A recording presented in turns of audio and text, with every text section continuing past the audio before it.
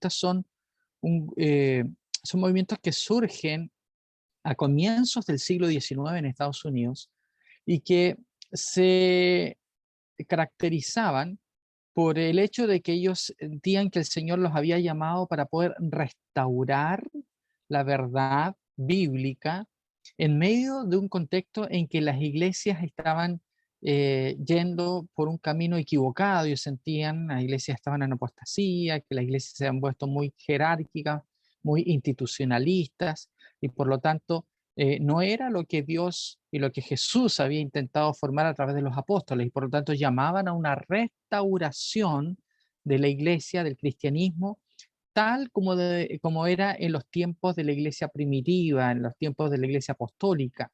Y por eso se llamaban ellos, estos movimientos se les llamó restauracionistas. Hay varios de estos movimientos. El más grande es el movimiento Alexander, de Alexander Campbell, que luego se une a otro movimiento que no recuerdo el nombre, ¿no? Pero llega a ser Stone, era Barnes Stone, parece que era el otro, que eran dos líderes y que se unen después ambos movimientos y se forma lo que se conoció por un tiempo el movimiento de Graham Stone, o de Campbell Stone, perdón, Alexander Campbell y Stone, y Barnes Stone, y se forma este grupo Campbell Stone, y que con el tiempo llegó a ser lo que hoy se conoce como la iglesia de los nazarenos o discípulos de Cristo, ¿ya? Si ustedes buscan la iglesia de discípulos de Cristo, es el principal movimiento restauracionista del comienzo del siglo XIX. Pero hubieron otros, por ejemplo, está el conocido como Conexión Cristiana. Ellos eran otro movimiento similar a este, que también fueron bastante fuertes, y por lo menos sabemos que dos de nuestros pioneros participaron con la Conexión Cristiana. Entre ellos está James White, ¿no? O Jaime White, si lo decimos en español, y Joseph Bates, o José Bates, también, ¿no? Cuando le traducen el nombre. Entonces, ellos venían de estos movimientos restauracionistas, donde había un sentimiento de anticonfesionalismo, que significa que ellos decían que todas las declaraciones de fe cristiana no tenían sentido, sino lo único que era importante creer era la Biblia. No, no es que, como algunos decían, no, yo sigo la tradición católica, yo sigo la protestante, los protestantes se caracterizaron por tener confesiones, por tener declaraciones de fe, la confesión de Augsburgo en el caso de los luteranos, la confesión de Westminster en el caso de los puritanos. Entonces, eh, ellos eran, los movimientos restauracionistas eran anticonfesionalistas, dicen, nosotros no nos seguimos, no nos guiamos por ningún tipo de confesión de este tipo, sino que nosotros somos solamente la Biblia. Entonces hay un énfasis en el anticonfesionalismo, en la sola escritura, y en rechazar todo aquello que no esté explícitamente declarado en las escrituras, ¿no? Si no había una enseñanza, una doctrina que no esté explícitamente declarada en la Biblia, entonces se rechazaba. Y por eso la mayoría de los movimientos restauracionistas eran antitrinitarios también, porque la palabra Trinidad no aparece en la Biblia y por lo tanto no es tan explícito, y ellos rechazaban. No necesariamente porque no había un respaldo bíblico, sino porque la creencia no aparecía declarada de manera tan explícita como ellos decían que tenía que estar. Podemos discutir después un poquito eso, pero habían varios de nuestros pioneros que venían de este tipo de movimientos restauracionistas. Tenemos también dentro de los primeros adventistas una gran influencia del metodismo, especialmente a través de ¿quién? ¿Quién de nuestros pioneros era metodista? Metodista, ¿ya? A ver, ¿alguien sabe? ¿Quién venía de la Elena, iglesia metodista? ¿Ah? La, Manelena. la hermana Elena Gould Harmon, y después casada con James White, ¿no? La hermana Ellen, ella venía de una iglesia metodista, y es interesante cómo la comprensión de lo que es la salvación, la santificación, de una vida santa. De hecho, los metodistas se llaman así porque John Wesley, el fundador del metodismo, hablaba de que era posible la vida cristiana ir creciendo a través de un método de crecimiento cristiano, ¿no es cierto?, que llevaba a la santificación, que llevaba a una vida de santidad. Por eso se le llamó primero de manera despectiva metodistas. Entonces, esa experiencia cristiana fue muy influyente en Elena de White, y creemos que el Señor, ¿no es cierto?, utilizó ese trasfondo para poder mostrar el tipo de experiencias de salvación que el Señor quiere que nosotros tengamos, ¿no? Un énfasis interesante en la santificación y en la salvación como proceso, como método, ¿no es cierto?, para ir desarrollando nuestra vida cristiana. Luego eh, hay un movimiento que es muy fuerte en Estados Unidos, especialmente en el siglo XVII y siglo XVIII, después fue decayendo un poquito, pero que todavía tenía fuerza en el siglo XIX cuando surge la iglesia, que es el puritanismo. Los puritanos, no sé si ustedes han estudiado historia de Inglaterra, Estados Unidos, pero los puritanos eran ingleses mayormente, que sentían que la iglesia de Inglaterra, la iglesia anglicana, no había asumido lo suficientemente bien lo que eran las enseñanzas protestantes. Todavía seguía muy parecida a la iglesia católica y por lo tanto ellos procuraban purificar, por eso puritanos, querían purificar la iglesia anglicana de todo rastro de lo que hacían los católicos, de las creencias católicas, y hacerla más protestante. Bueno, durante un tiempo tuvieron éxito y ellos lograron dominar la iglesia anglicana en Inglaterra. Sin embargo, después sus reformas fueron retrocedidas y se siguió, ¿no es cierto?, lo que Isabel I, la reina Isabel o Elizabeth, estableció como un punto medio, ¿no? Una situación de punto medio entre el catolicismo y el protestantismo, los puritanos de aquí, y que es la iglesia anglicana, ¿no? Trató de ser feliz a todo el mundo ahí que estaban en esta discusión, y la iglesia anglicana nunca asumió de manera completa las reformas que la iglesia puritana requería. Y es así de que ellos prefirieron irse de Inglaterra mayormente y se vinieron a Estados Unidos y establecieron colonias religiosas en la costa este, y que seguramente ustedes han conocido o han visto de repente las películas, como las primeras colonias americanas eran muy, muy religiosas. Había un sentido de formar una sociedad que siguiera las leyes de Dios, que siguiera las indicaciones de Dios, y que ellos se sentían como el nuevo Israel. Era la continuación de Israel y por lo tanto debían ser una nación bajo Dios y bajo las leyes de Dios, ¿no? Por lo tanto, las raíces norteamericanas están en esa concepción, ¿no?, de ser ellos el nuevo Israel, de ser una iglesia, o sea, un país bajo el cuidado, la protección de Dios y bajo las leyes de Dios. Entonces nosotros nos vamos a encontrar que los puritanos fueron muy estrictos en tratar de establecer leyes sociales bajo ese concepto, ¿no?, de la ley de Dios. Y los puritanos también eran muy estrictos en la observancia del día de reposo. La gran mayoría, por supuesto, guardaba el domingo, pero había algunos poquitos que guardaban también el sábado. Los puritanos después ya fueron surgiendo como iglesias a partir de esto que tenían. Muchos de ellos fueron congregacionalistas, ¿no? La gran mayoría fueron iglesias congregacionalistas, pero el movimiento mayor puritano fueron los presbiterianos y también los bautistas, ¿no? De ahí vienen estas iglesias. Y los bautistas eran los puritanos que se bautizaban por inmersión, y también estaban los bautistas del séptimo día, que eran los puritanos que guardaban el sábado en lugar del domingo, ¿no?, que igual lo guardaban de manera muy estricta, sea sábado o domingo.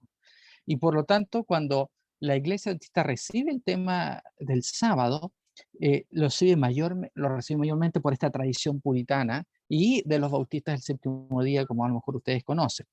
Y el concepto de iglesia, de una iglesia que, que, eh, que es la continuadora de Israel, ¿no es cierto?, que es pueblo remanente, está presente en el puritanismo y de alguna manera nosotros también adoptamos ese pensamiento.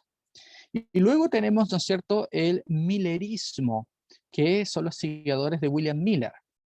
Y vemos allí, ¿no es cierto?, que de William Miller y su movimiento y nos influenciamos mayormente en dos cosas. Primero, la interpretación profética y la segunda venida de Cristo. Yo quiero profundizar un poquito en algunos de estos puntos más adelante, pero quisiera mostrarles aquí en este cuadrito cómo poco a poco, digamos, la Iglesia Adventista fue recibiendo, fue aceptando ciertas declaraciones. Tenemos, o sea, ciertas creencias. Tenemos que decir que la Iglesia no tiene, y vamos a estudiar eso en un momento más, una declaración oficial de creencias hasta 1980, y que antes de eso hubieron algunas declaraciones de fe, pero ninguna de ellas fue oficial. Entonces, todas estas fueron, vamos a decir, las creencias predominantes dentro de los adventistas hasta que la Iglesia consideró necesario hacer una lista de creencias y decir, esto es lo que creemos, ¿ya? Estas mayormente son predominantes. ¿Por qué? Porque los pioneros tenían el concepto de que cada persona debía ir a la Biblia y descubrir allí por sí misma la verdad.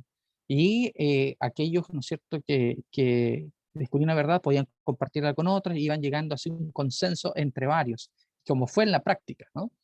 Entonces, vamos a decir que lo primero que la Iglesia obviamente siempre asumió es un concepto de sola escritura, en donde todas sus creencias tenían que venir de la Biblia. Esa es la base para todo lo que la Iglesia cree. Hasta el día de hoy sigue siendo la base.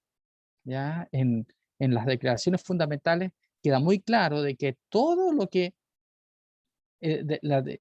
todo lo que la Iglesia cree tiene que estar basado en la Biblia. Primero que nada, sola escritura.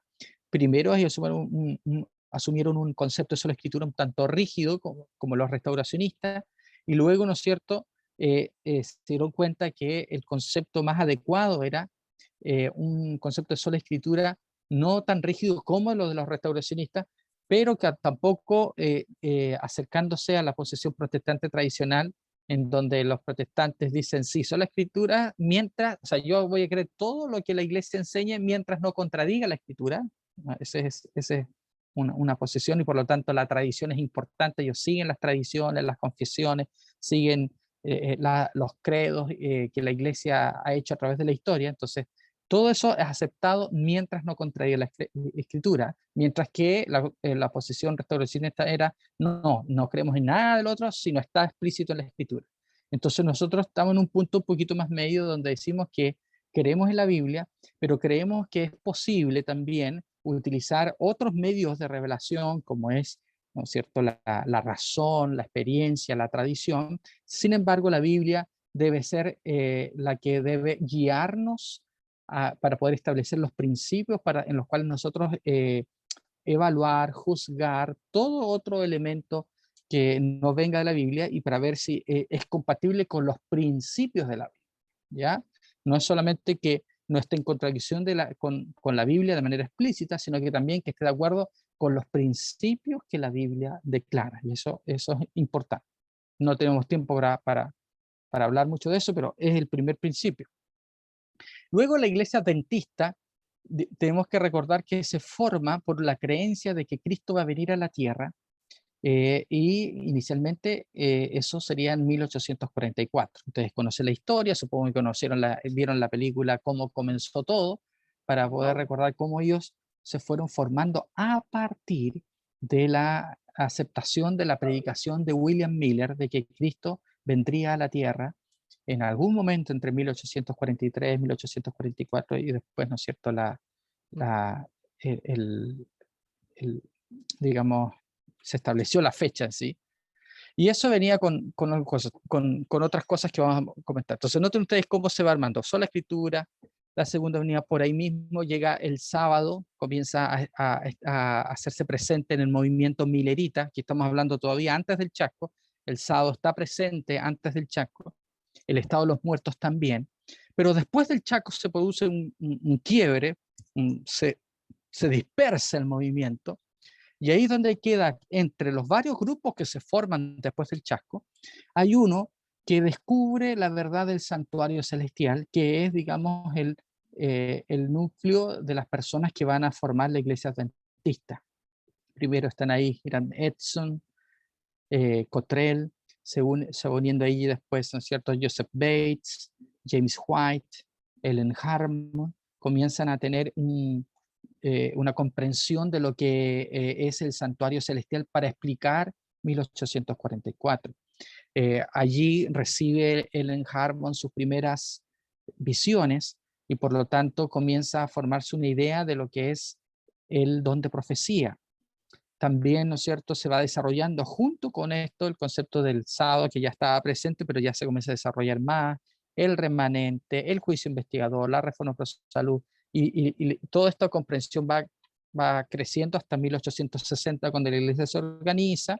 Después, cuando ya están organizados, vienen otros mensajes, fortaleciendo el mensaje de la reforma pro salud, la mayordomía, una comprensión más clara de la justificación por la fe en 1888, y después incluso al final una comprensión más clara de la deidad o la Trinidad, que también fue quizás la última en ser ya abrazada por la Iglesia de manera más oficial, que no había un consenso, como muchos de ustedes sabrán al principio, respecto a la divinidad de Cristo y del Espíritu Santo, ¿no?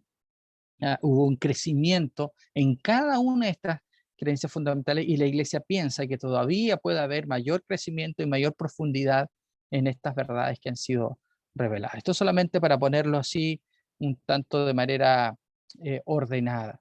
Entonces, si ustedes me preguntan cuáles de estas creencias son propias del adventismo, creo que en el centro de esto debe estar el santuario celestial. La Iglesia adventista se caracteriza por tener una creencia que es distinta, que la creemos de manera diferente a todos los demás, aunque hay muchos teólogos hoy en día, hay muchas iglesias que están, no iglesias, tal vez muchos teólogos, ¿no? Muchos predicadores cristianos están reconociendo que la Biblia enseña que existe un santuario en el cielo. La interpretación adventista sigue siendo única en cuanto a esto, ¿no? Porque hay una interpretación profética asociada al santuario, y todo el plan de salvación y el tema del gran conflicto está incorporado allí. No sé si ustedes me dicen, ¿no es cierto?, cuál es qué enseñanzas son propias del adventismo. Vamos a decir que el santuario celestial, y de allí el santuario afecta a todo lo demás, ¿no?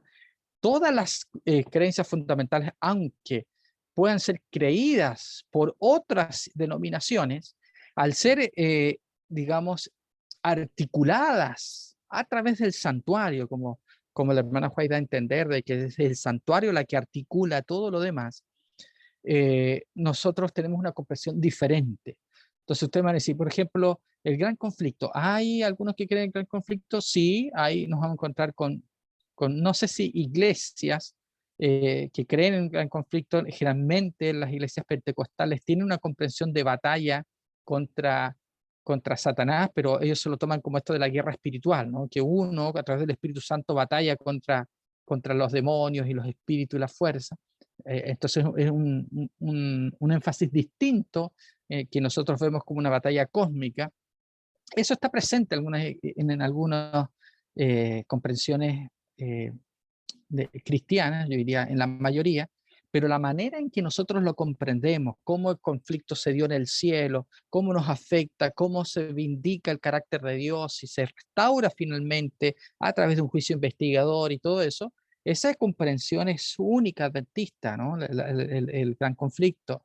Y por lo tanto, nuestra comprensión de la expiación, de lo que Cristo hizo en la cruz, y cómo nosotros somos perdonados, y cómo la salvación va obrando, es única adventista también, creo yo. O sea, todas las doctrinas, cuando son miradas a la luz del santuario, adquieren una nueva dimensión.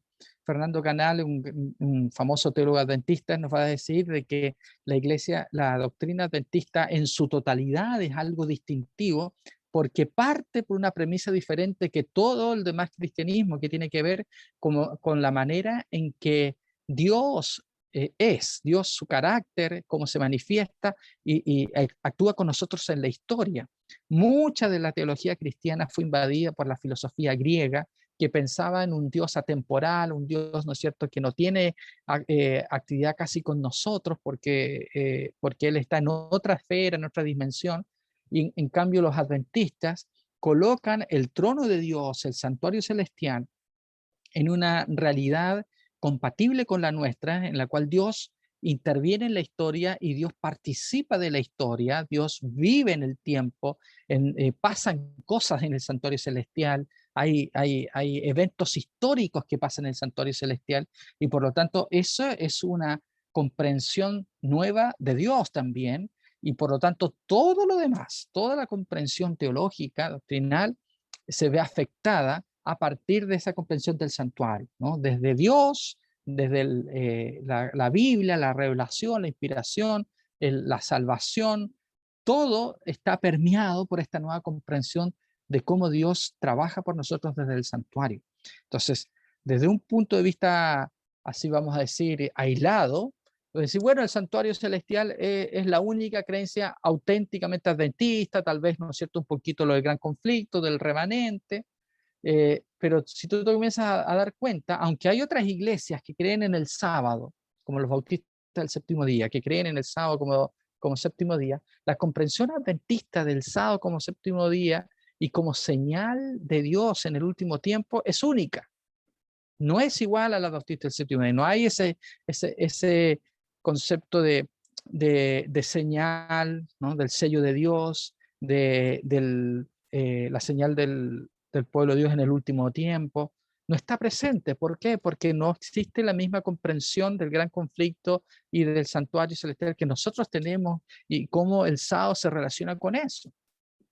Aunque hay otras iglesias que también creen, ¿no es cierto?, en el estado de los muertos de la misma manera que nosotros creemos que la gente no se va al cielo o al infierno cuando muere, sino que queda durmiendo y que cuando Cristo venga van a resucitar. De todas maneras, nuestra comprensión de lo que es eso, de lo que significa eso, tiene implicaciones importantes en relación a, a la salvación y en relación al santuario, ¿no? Etcétera, ¿no? Por eso yo digo, hay dos cosas, hay creencias distintivas, pero también hay una articulación completa de toda la verdad bíblica que es distintiva, y por lo tanto todo lo demás, todas las doctrinas de alguna manera son distintivas por la manera en que se articulan dentro de nuestra comprensión adventista del séptimo día. ¿Ya? Bueno, ahí un resumen de eso. Y ahora, bueno, no sé hasta qué hora tengo, pero vamos a dedicar los momentos que siguen para tomar alguna de estas doctrinas, de estas creencias y poder decir algunas cosas puntuales. Por ejemplo, ya dijimos que William Miller enfatizó ciertas enseñanzas que fueron heredadas por la Iglesia Adventista. Primero, los principios de interpretación profética, que nos colocan a nosotros en lo que se conoce como el historicismo. O sea, nosotros interpretamos las profecías bíblicas de manera histórica. Las profecías se cumplen en la historia. No son solo del pasado o solo del futuro, como son otras escuelas preteristas, futuristas. No son tampoco espirituales, verdades espirituales. Creemos que son verdades, son también verdades espirituales, la verdad, pero que se cumplen en la historia. Nuestra posición de los eventos finales es posible reconocerla como premilenialista. ¿Qué significa esto? ¿No? Que a diferencia de lo que pensaba la mayoría en esa época en Estados Unidos siglo XIX, la segunda venida ocurre antes del milenio y no después del milenio, como era la posición más popular, ¿no? La posición postmilenial. Nosotros creemos que la segunda venida es antes del milenio, ¿no? Por eso somos premilenialistas, y eso viene también por el énfasis de la enseñanza de William Miller. también, a diferencia de otros, nosotros creemos en una segunda venida literal, visible, con ciertos acontecimientos que deben ocurrir, y tal como la Biblia lo dice. O sea, nosotros entendemos las descripciones de la segunda venida como son descripciones literales y no simbólicas, como algunos también las interpretan. Lo de la inmortalidad condicional, o sea, que nosotros fuimos creados para vivir para siempre, pero bajo ciertas condiciones, o podemos llamarle inmortalidad condicional o mortalidad condicional. En general, condicionalismo, podríamos decirle a nuestra posición. Esto comenzó a estar presente entre los mileritas a través de la influencia de George Storrs, que es un ministro presbiteriano que participó del movimiento milerita, promovió la idea de la inmortalidad condicional y la aniquilación total de los perdidos. Es interesante que James White y Joseph Bates también habían abrazado la misma creencia por su pasado en la conexión cristiana, ¿no? Tenemos aquí George Storrs, una curiosidad.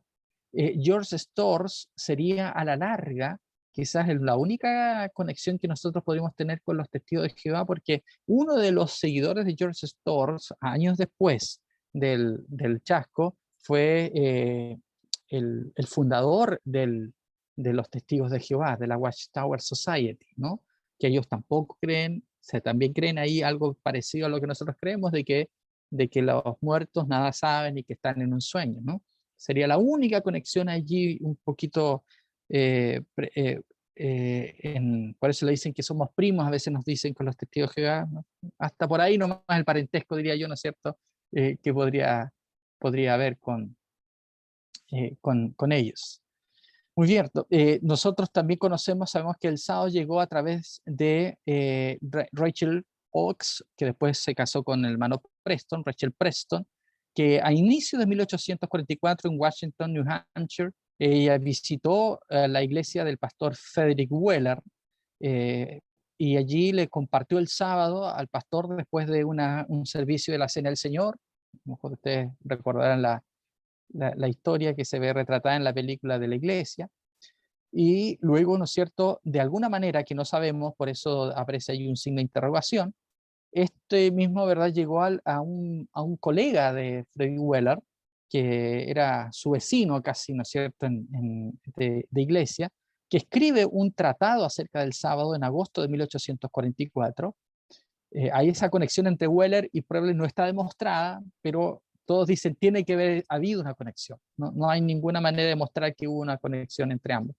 Pero es Thomas Preble que escribe un tratado acerca del sábado y que llega a manos de Joseph Bates en abril de 1845, que es cuando, Joseph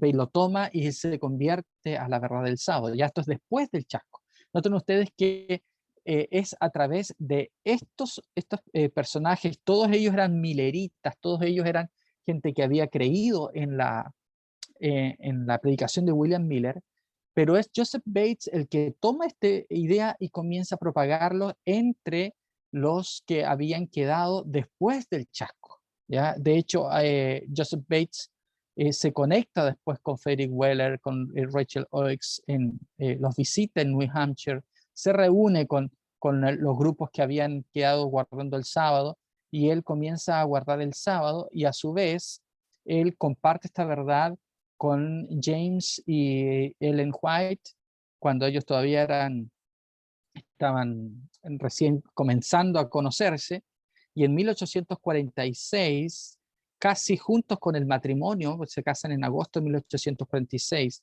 James y Elena, comienzan ellos recién ahí a guardar el sábado. Noten ustedes, el chasco fue en 1844, en 1846 se casan James y Ellen, y allí, en los primeros meses del matrimonio, algunos piensan que quizás justo ahí cuando se casaron, ellos comienzan a observar el sábado por la influencia de Joseph Bates. Tenemos, ¿cierto?, el don de profecía. Todos saben que hubieron casos de personajes que aceptaron, digamos que Dios aparentemente los llamó también a ejercer el don profético, pero que en el caso de Foss, creo que fue el que lo rechazó, y William Foy, cumplió, hice algún tipo de rol, pero hay un dato interesante en la historia, como que se ha llegado al consenso de que no es que los dos los rechazaron, sino que uno de ellos cumplió una misión puntual que el Señor le dio, y el otro fue el que definitivamente no quiso comunicar el mensaje que se le había dado. Y Ellen Gold Harmon, a los 17 años, en diciembre de 1844, recibe su primera visión. Y allí comienza a estudiarse este tema del don de profecía. James White es uno de los primeros que acepta el don profético de Ellen, y él le ayuda a comenzar a comunicar las visiones. Él le publica las visiones que ella tiene, y con el tiempo forman un matrimonio, ¿no? Que fue lo que impulsó el ministerio de Ellen, ya que James era, por así decirlo, el que le publicaba las cosas que el Señor le revelaba a ella, y comienza a difundirse el don de profecía. A algunos les costó aceptar al principio el don profético de Ellen White, como el capitán Joseph Bates, pero finalmente el Señor le dio a Ellen ciertas indicaciones para que le fueran de evidencia a Joseph Bates, para que pudiese creer que el Señor estaba hablando a través de él. Luego tenemos, ¿no es cierto?, el mensaje de los tres ángeles. Hubo una interpretación histórica primero, que el primer ángel fue la proclamación milerita antes de 1844, el segundo ángel fue el llamado a abandonar las iglesias en 1843 y 1844 para poder prepararse para la segunda venida del Señor, y el tercer ángel fue en octubre de 1844. Con el tiempo se comprendió que los mensajes debían ser proclamados en conjunto, no separados por fecha, y tenían validez permanente para el tiempo del fin. No era solamente para esa época, sino también para todo aquel que quería escuchar los mensajes y que necesitaba escuchar los mensajes para prepararse para el encuentro con el Señor. La idea del juicio investigador, aunque está ligada con el santuario, no llega sino después, ¿no? Como dijimos, es el santuario, la conversión del santuario, la que hace entender lo que ocurrió en 1844. Aquí me faltó la diapositiva, yo pensé que la había puesto, ¿no? Pero bueno, hay la doctrina del santuario es importante porque es la que da la explicación de lo que ocurrió en 1844. Y después, con el tiempo, entre 1847 en adelante, comenzó a haber una explicación de lo que significaba que en este momento estaba ocurriendo un juicio. Y entre 1850 y 1857 se comienza ya a aceptar esta verdad. James White, ¿no es cierto?, que era el editor de la revista, lo va comprendiendo, y es desde 1857 en adelante que se asume ya una comprensión cabal de la obra del juicio en el santuario celestial. Y digamos que es se convierte en una verdad ya bien clave para el adventismo del séptimo día. Muy bien. Yo tenía algunas cositas más, no sé si alcanzo o damos espacio para preguntas, no sé hasta qué hora tenemos. Tengo yo unas pequeñas, cortitas diapositivas más que quería presentar, pero no sé hasta qué hora podemos avanzar. ¿Quién me da la indicación acá? Pastor, tenemos hasta las 4, así que ahí usted puede organizarse, y si no, Ya. quizás para preguntas, no sé si alguno de los chicos tenga alguna pregunta que la pueda expresar para que usted la pueda responder. La puede dejar ahí, y ahí usted, Pastor, puede, si quiere, hablar de las otras diapositivas mientras los chicos escriben. Ya. Ok. Mientras ustedes preparan sus preguntas, quiero hacer una breve historia de cómo nosotros llegamos a tener nuestras 28 creencias fundamentales. Muy breve. Decir, ¿no es cierto?, que al principio la iglesia no tenía una declaración de creencias. La iglesia fue reticente, por lo que ya mencioné, de que se pensaba que el hacer algún tipo de declaración era como medio apostasía, ¿no es cierto?, porque estábamos colocando para creer algo que era fuera de la Biblia. Solo la Biblia tenía que creerse y no una declaración de fe. Entonces había un poco de confusión ahí al respecto. aunque igual en las publicaciones en las publicaciones adventistas se encontraban algunas declaraciones de fe. Por ejemplo, dice Jaime White en 1852, dice lo siguiente: como pueblo adventista, como pueblo venimos de varios grupos del movimiento adventista y de varias denominaciones, sosteniendo diversas opiniones en algunos temas. Sin embargo, gracias a Dios, el sábado es una plataforma en la cual todos podemos pararnos juntos. Parados ahí, con la ayuda de ningún credo aparte de la palabra de Dios, no tener énfasis, solamente creemos lo que dice la Biblia, con la ayuda de ningún credo aparte de la palabra de Dios y unidos por los lazos de amor, amor a la verdad, amor los unos a los otros y amor por un mundo que perece, que son más fuertes que la muerte, todo sentimiento de partidario deja de ser. Ellos dicen, no tenemos que poner a pelearnos aquí doctrina, sino que creemos en la Biblia y todos estamos de acuerdo que hay que guardar el sábado. ¿Ya? En eso estamos en común, dice. Entonces, pero también estamos unidos en estos grandes temas: el segundo advenimiento, la segunda venida, inmediato y personal de Cristo, la observancia de todos los mandamientos de Dios y la fe de su Hijo Jesucristo como preparación necesaria para su advenimiento. Entonces, noten ustedes que esta es una declaración inicial de Jaime White. Dice, mire, aquí tenemos de varias denominaciones y cada uno creemos diferentes, pero tenemos algunos puntos en común. ¿Cuáles son esos puntos en común? La Biblia, la segunda venida, el sábado, la ley, ¿ya? Y la salvación en Jesucristo. Cosas que ellos tenían en común, dice, en 1852. Luego, en 1854, Jaime White comienza a publicar una especie de encabezado acá, ¿no es cierto?, en la revista, esta es la Advent Review and Sabbath Herald.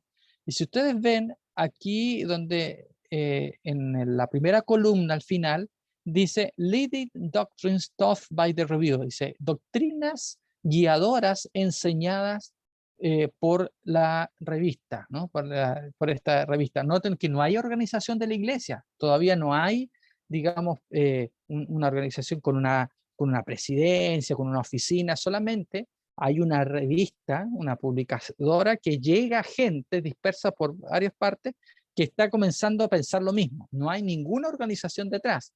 Esta es una iniciativa que Jaime White está teniendo para poder rescatar a aquellos que habían quedado desanimados después del chasco y para poder ir viendo cómo explicar lo que había pasado y ir descubriendo lo que la Biblia enseña.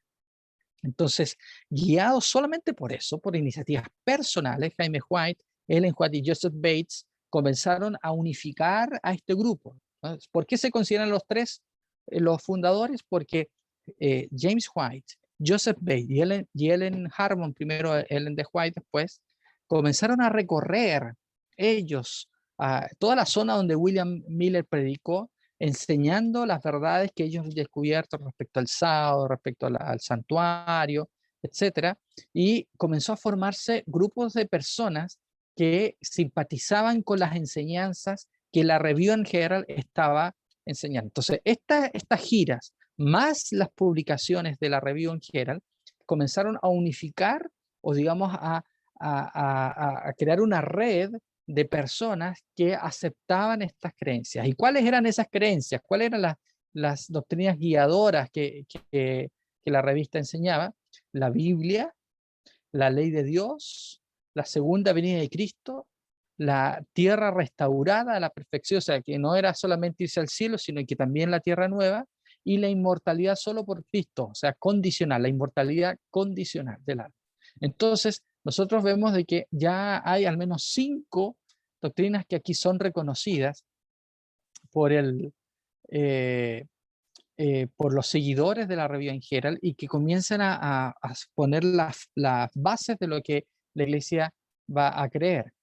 Ahora, recordemos que ellos tenían cierta inclinación o rechazo a poner un credo, una declaración, y aquí se refleja en lo que escribe John Loughborough en 1861. Él dice, el primer paso hacia la apostasía es tener un credo. Miren, el primer paso, dice, para la apostasía es tener un credo. El segundo es hacer de ese credo una prueba de discipulado. El tercero es tratar a los miembros de acuerdo al credo. La cuarta es denunciar como herejes a aquellos que no creen en el credo. Y quinto, comenzar la persecución contra ellos. O sea, para John Loboro, él dice, si nosotros hacemos una declaración de fe, se va a convertir en un credo y va a ser una manera de perseguir a todo el que no, al que piense diferente. ¿Ya? Entonces, por eso los pioneros estaban opuestos a hacer una declaración de fe, porque pensaba que eso iba a restringir la libertad que el Señor a cada uno para poder interpretar la Biblia por sí mismo, y que iba a producir también persecución contra el que quiera pensar diferente, y eso era en contra de lo que ellos entendían que era la voluntad del Señor. Y yo siento, ¿no es cierto?, hasta cierto punto tienen razón. La iglesia adventista nunca quiso tener un credo para poder perseguir a los que no piensen como la iglesia enseña, sino que la iglesia siempre ha defendido de que nuestra única base debe ser la Biblia, y que cada miembro de iglesia, ¿no es cierto?, debe buscar la verdad por sí mismo. Por supuesto, si tú quieres ser parte de esta iglesia adventista, tenemos que estar de acuerdo con algunas iglesias bases. Y eso es lo que lleva después a la creación de las 28 creencias fundamentales. Y vamos a explicar cómo se hace esto. En 1872 hay una declaración de 25 creencias fundamentales en la revista Sign of the Times, que fue escrita por Uriah Smith, que después fue ampliada a 28 creencias en 1889, pero que no tienen nada que ver con las 28. Algunas coinciden, otras no, están en otro orden, otra redacción, pero es una declaración inicial de creencias fundamentales, pero que no es oficial de la iglesia, sino que es escrita por Uriah Smith para poder darse a conocer en 1889 como iglesia. La iglesia ya está organizada. Pero muchos dicen, bueno, ¿ustedes qué creen? Muchos nos preguntan qué creemos. Bueno, esto es lo que creemos. Y él hace esa lista de publicaciones. Después, Francis Wilcox hace lo propio en la revista adventista en 1913, pero la reduce a 15, ¿no? Y ustedes pueden ver allí, está en inglés el párrafo que yo les saqué un pantallazo. Está la 1, la primera es la Trinidad, ya en 1913 ya está establecido, esto es antes de la muerte de Elena de White, por si acaso, ¿no? Antes de la muerte de Elena de White ya hay aquí una declaración de fe en la Revista Herald que dice que nosotros creemos en la Trinidad, que dicho sea de paso también, la razón por la que nuestros pioneros la Iglesia Adventista termina aceptando la Trinidad es por la influencia de los escritos de Elena de White, es la principal razón del cambio de énfasis en este tema. En 1931 hay otra declaración de 22 puntos que es escrito por una comisión, pero que nunca es votada, y se comienza a publicar en el Yearbook a pedido de la Acción General. El Yearbook es como una especie de anuario que la iglesia saca todos los años con las instituciones que la iglesia tiene, los misioneros. Ustedes pueden buscar ahí, están los yearbook en registros oficiales de la iglesia, que es una especie de anuario institucional. Y allí se comienza a publicar estos 22 puntos, y que fue oficializada en 1946 de manera parcial. ¿Por qué? Porque fue votada por la Junta de la Acción General, pero no en un congreso mundial. No es con toda la iglesia, que es la máxima autoridad de la iglesia, ¿no? Y esa declaración en algún momento comenzó a salir incluso en el manual, pero algunos dicen, pero ¿por qué aparece en el manual de la iglesia si nunca como iglesia en Congreso Mundial se ha votado una declaración de fe? Y es así que en 1976 se crea una comisión para revisar la declaración de 1931 a fin de mejorarla e incluirla en el manual de la iglesia de manera oficial. En 1980 el Congreso de la Acción General sostenido en Dallas vota la declaración de 27 creencias fundamentales. En el año 2005 se agrega una 28ª que pasa a ocupar el número 11, que es crecimiento en Cristo. Y el 2015 se realizan algunos ligeros cambios en la redacción de estas creencias fundamentales.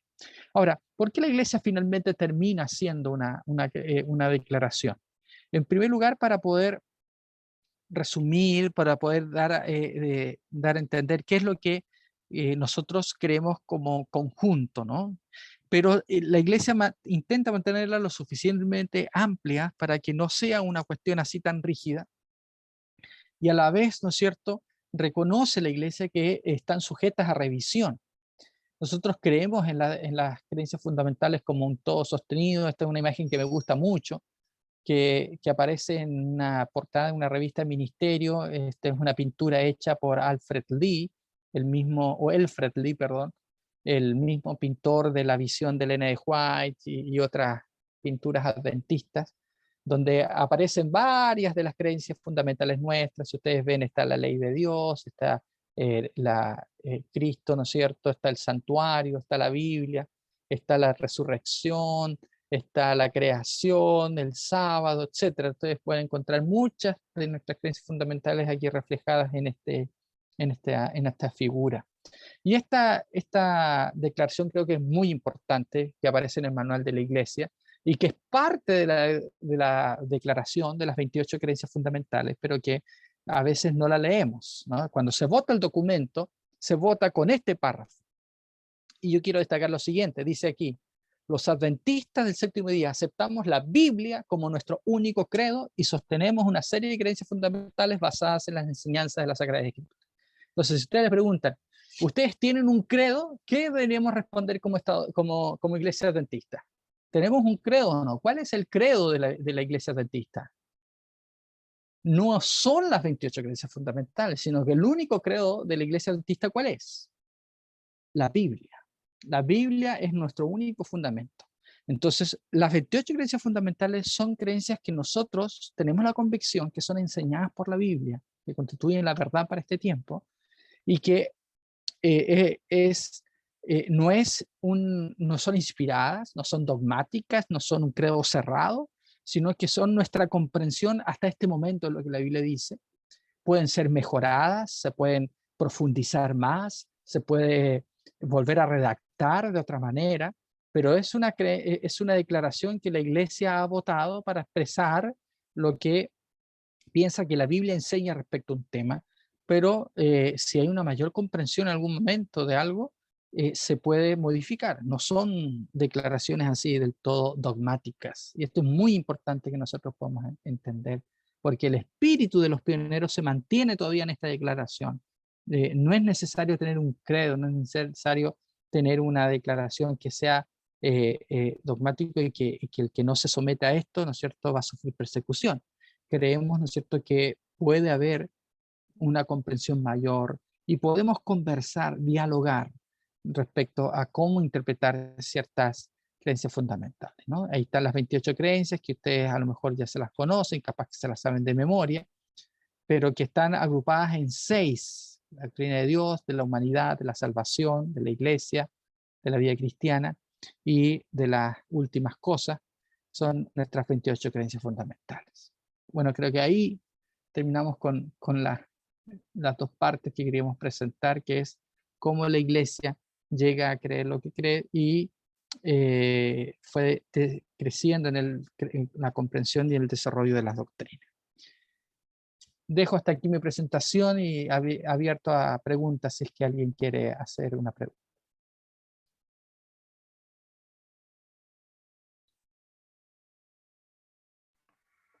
Pastor, en el chat habían en delante preguntado algo. No sé si lo puedes revisar. Ok. Aquí hay algo respecto al juicio investigador. ¿El juicio investigador se desarrolla de la misma manera a lo largo de toda la historia o hubo algún momento en que se lleva a cabo de una manera distinta? Ejemplo. Ya. No, la doctrina, la creencia del juicio investigador es particular porque está asociada a la del santuario. Si tú ves la creencia fundamental 24 de la Iglesia Adventista, es del ministerio de Cristo en el santuario celestial. Y bajo esa comprensión nosotros tenemos el tema del juicio investigador. Creemos, ¿no es cierto?, que tiene respaldo bíblico, que la Biblia la enseña, pero que no está del todo explícita porque era una verdad que debía de comprenderse en el último tiempo. Nosotros, como otras creencias fundamentales, es uniendo varias enseñanzas de la palabra del Señor, podemos llegar a la comprensión del juicio investigador. Si ustedes, ¿no es cierto?, me preguntan, ¿es algo que los apóstoles creían? No sé, porque quizás el Señor no les reveló del todo esta parte, pero a partir de las visiones de Daniel, que recuerden que Daniel, él dice que no entiende lo que está escribiendo, ¿no? Daniel queda preocupadísimo porque cuando recibe esta visión, él no logra entenderla, y el Señor le dice, mira, tú tienes que entender solamente lo que te atañe a ti, y el resto déjalo porque es para el tiempo del fin, ¿no? Allí el conocimiento aumentará, y allí recién la gente va a recibir luz. Entonces, noten ustedes que el mismo Daniel se siente limitado en su interpretación de las profecías, pero allí había un mensaje que era para el tiempo del fin y que debía comprenderse, y creemos que esto tiene que ver con la comprensión de los 2300 tardes y mañanas, su conexión con el santuario celestial y el inicio del juicio investigador en el cielo. Por lo tanto, no hay una creencia tal como la nuestra respecto al juicio investigador hasta 1844, cuando sucede el Chasco, y los adventistas encuentran una explicación alternativa a lo que había enseñado William Miller, diciendo que la fecha no estaba equivocada, sino que era el evento el que estaba equivocado, ¿no? Bueno, ahí podríamos tener otro tema para conversar todo lo que se referente al juicio investigador, pero creemos que la Biblia lo enseña con claridad y que fue la verdad que dice la hermana Pay, que desenmascaró o digamos que aclaró el engaño de 1844, en qué se habían equivocado en 1844, la frustración, la decepción que ellos habían tenido de 1844 es ahora respondida por el Señor a través de esta comprensión del ministerio de Cristo en el santuario celestial. Bueno, podemos conversar mucho respecto a eso, pero no hay una evidencia clara. Como decía yo en la presentación, habían ideas que por ahí de repente, incluso dentro de los milenitas, se habían presentado de que el juicio debía ocurrir antes de la segunda venida, pero no es hasta después del Chasco cuando se desarrolla de que el Señor tiene que venir después de que el juicio por los salvos, ¿no es cierto?, se realice. ¿Ya? Ese sería sería la explicación, ¿no? No hay un desarrollo de la comprensión del juicio investigador a lo largo de la historia de la Iglesia cristiana durante los apóstoles, la Edad Media. No hay. Siempre se habló del juicio, pero se hablaba del juicio final como algo futuro, lejano. Después la Iglesia Católica reemplaza el juicio escatológico por el juicio a la muerte. Tú te mueres y cuando te mueres allí, ¿no es cierto?, te juzgan ahí mismo quién se va al cielo o al infierno. No hay un juicio final, sino que hay un juicio personalizado que ocurre cuando tú mueres. Entonces, es en la comprensión protestante general es que hay un juicio al final, pero ese juicio al final es que simplemente Dios dice tú sí, tú no, tú sí, tú no, pero no lo que la Biblia describe de que se abren los libros, de que hay una evaluación de los nombres, y que hay una participación de los ángeles en el juicio para poder vindicar el carácter de Dios en la comprensión del gran conflicto. No existe en el protestantismo una comprensión como la adventista, ¿ya? Entonces, esa es nuestra comprensión del juicio investigador. Luego, hay una pregunta al final que dice, ¿cómo funciona el sistema de revisión de las creencias? Bueno, como cualquier revisión al manual de la iglesia. Ustedes saben que ustedes pueden presentar al Congreso de Acción General una revisión de algo, ¿no? Piensa que algo está mal hecho, no funciona, pero normalmente, ¿cómo se espera que funcione? No digo que siempre sea, pero se esperaría de que ustedes puedan presentar una inquietud, por ejemplo, a la asociación la estudia, la aprueba, y la lleva, ¿no es cierto?, a la unión, a la división, ¿no es cierto? Si es algo que hay consenso, ¿no es cierto?, se lo lleva a una junta que se llama de manual de iglesia, y esa la estudia para presentarlo al Congreso de la Acción General. O sea, hay cierta burocracia, la verdad, que debe pasarse, pero tiene que haber cierto consenso. Ustedes saben que hay que ir convenciendo ahí a los grupos, y eso tiene que ver también con lo de las declaraciones de fe.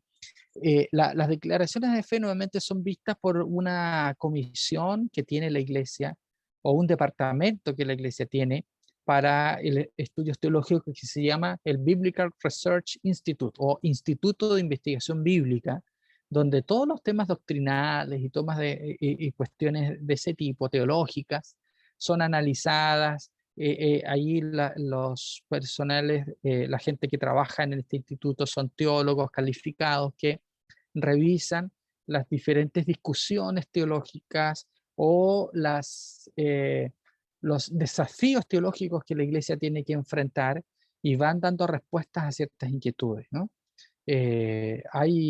Entonces hay un instituto de investigación bíblica es el que revisa desde un punto de vista doctrinal, teológico, lo que la iglesia está profundizando, comprendiendo en ese sentido, ¿no?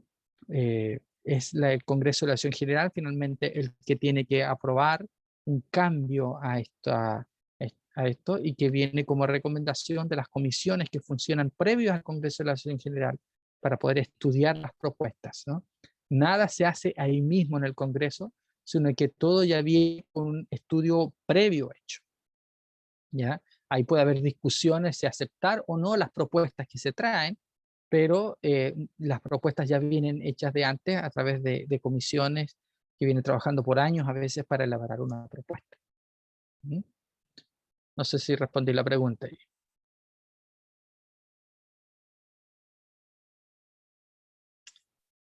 No sé si hay alguna otra pregunta. Algunos Sí, se pastor, quedan dormidos, parece. en el chat dejaron una pregunta. Creo que ya contesté las preguntas que estaban allí. No veo otra, a menos que se me haya ido.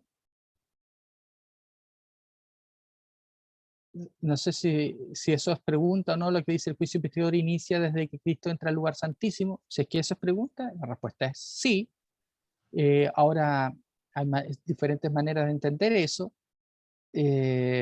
Nosotros creemos, nuestra enseñanza es de que en 1844 lo que pasó es que Cristo pasó del lugar santo al santísimo en el santuario celestial y allí comienza el juicio investigador. Eso es lo que la iglesia ha enseñado siempre, ¿no? Hay ahora algunas discusiones respecto al significado de eso, pero sigue manteniéndose lo mismo, básicamente. Muy bien. Creo que esas son todas las preguntas que yo veo en el chat. No sé si hay más. No, pastor, no hay ninguna más en el chat. Y eso sería. Gracias igual por haber respondido a las preguntas. Le damos las gracias igual al pastor por haber estado el día de hoy acá, haber hecho este seminario, que es algo muy importante para nosotros como jóvenes. Bueno, ahora le voy a dar el pase al pastor Héctor Ogalde, que tiene que dar alguna información o decir algo. Sí, no, felicitar a cada uno de los jóvenes participando de esta capacitación y en forma muy especial a nuestro doctor en teología, el pastor Sergio Celis, por tener esa alma joven que quiso estar no solamente en la capacitación de instructores bíblicos, sino que a la primera indicación para esta semana nuevamente el pastor se comprometió, así que pastor, gracias por esa disposición. Y por supuesto, ya queremos tenerlo acá en forma presencial, en forma física. Así que oramos al Señor cuando esto se abra, e invitarlo a algún congreso, a algún encuentro grande de jóvenes, para que también nos pueda acompañar. Así que muy agradecidos, y yo sé que cada uno de los participantes, los aquí presentes, también están muy contentos de haber contado con su presencia. ¿Ya? Así que muchas bendiciones, saludo a la familia, y que el Señor lo siga usando poderosamente como lo ha hecho hasta ahora. Muchas gracias por la invitación, querido pastor, y un abrazo a cada uno de ustedes. Espero que podamos vernos de verdad. Amén.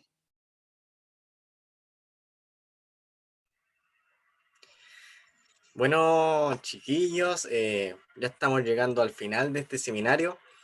Y bueno, para terminar, me gustaría pedirle a nuestro pastor Celis que nos pueda dirigir en la oración final. Ok, vamos a orar. Padre nuestro que estás en el cielo, Señor, te damos muchas gracias por lo bueno que eres con nosotros. Te damos gracias por tu palabra, porque no nos dejaste en tinieblas, sino que tú nos muestras con claridad qué quieres que podamos seguir respecto a tu verdad. Pero por sobre todo, Señor, para poder conocerte más a ti, para poder entender tus planes para nuestra vida, que podamos confiar en ti, ser más semejantes a ti y poder cumplir la misión que tú nos diste, Señor, para este mundo. Bendice a cada joven que se está preparando para ser un líder en tu causa, que tu palabra, que el mensaje que tú nos dejaste pueda impactar sus vidas, de tal manera, Señor, que sean un fiel reflejo de tu propósito, tu voluntad, Señor, y la misión que tú le has dado a cada uno. Bendícenos, acompáñanos, Señor, en este sábado, lo pedimos en el nombre de Jesús. Amén. Bueno, una pequeña información para ustedes, jóvenes, es de que puedan participar en el segundo seminario, ya que si no participan en el segundo, no se validará la participación. O sea, es un requisito, ¿cierto?, que está dentro de la tarjeta de líder. Así es que el próximo seminario será el 3 de julio a la misma hora, a las 3 de la tarde, para que puedan estar. Así es que les damos las gracias a cada uno de ustedes por haber participado, por haberse conectado. Llegamos hasta los 45, ahora habemos 40, pero gracias por haber participado. Ahora vamos a sacar la fotito. Sí, eso mismo, la fotito, así que puedan prender sus cámaras ahí para poder sacar la foto.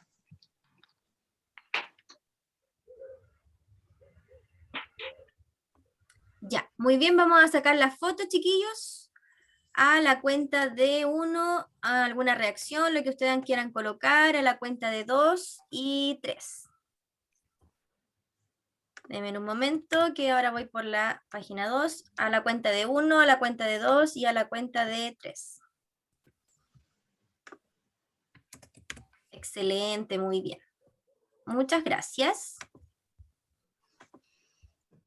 Bien, nos despedimos del pastor. Muchas gracias, Pastor Celis. Gracias, Pastor. Gracias. Estamos encariñados con el Pastor Celis, así que alguna cosa vamos a tener que hacerle llegar, ¿ah? Gracias, Pastor Celis, por estar con nosotros en todo este seminario en relación al Club de Líderes. Muchas gracias por su tiempo. Gracias a todos, chicos, por estar. Gracias, Nazaret. Gracias, Matías, que estuvieron ahí dirigiendo. Secos, un abrazo. Que estén bien y un feliz sábado. Gracias, Feliz saludos. sábado. Cuídense. Que estén bien, chao. A las Feliz 20 sábado. horas, a las 20 horas. Oh, sí. Nos vemos. Que estén bien. Nos vemos. Feliz sábado.